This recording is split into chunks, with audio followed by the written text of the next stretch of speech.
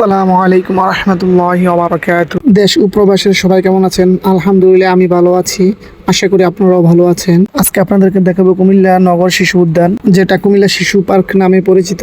এখানে অনেক রকমের রাইডার আছে, ছোট বড় সবাই চড়তে পারে টিকিটের বিনিময়ে। সাপ্তাহিক ছুটির দিনগুলোতে বা বন্ধের দিনগুলোতে এখানে প্রচুর ভিড় থাকে। অনেক স্কুল থেকে এখানে শিক্ষা সফরে ঘুরতে আসে। এটার ভিতরে ঢুকা ছোট বড় সবার জন্য উন্মুক্ত, ভিতরে প্রবেশ করতে কোনো টিকিট লাগে না।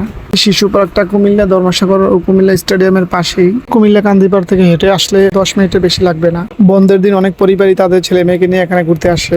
এই শিশু পার্কের পাশে কুমিল্লার অনেক বড় বড় শিক্ষা প্রতিষ্ঠান থাকা, এখানে অনেক স্কুল কলেজের ছাত্রছাত্রীদেরকে ঘুরতে দেখা যায়। আপনিও চাইলে আপনার পরিবারকে নিয়ে এখানে ঘুরে যেতে পারেন। খুব সুন্দর ও মনোরম পরিবেশ।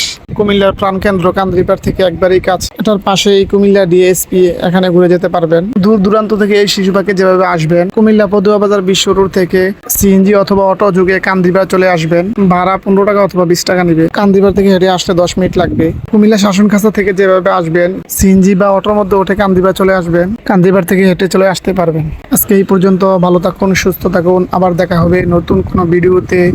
দেশ ও প্রবাসী সকলের জন্য রইল শুভকামনা। ভিডিওটি যদি ভালো লেগে থাকে লাইক, কমেন্ট ও শেয়ার করবেন। আল্লাহ হাফেজ। আসসালামু আলাইকুম রহমতুল্লাহ।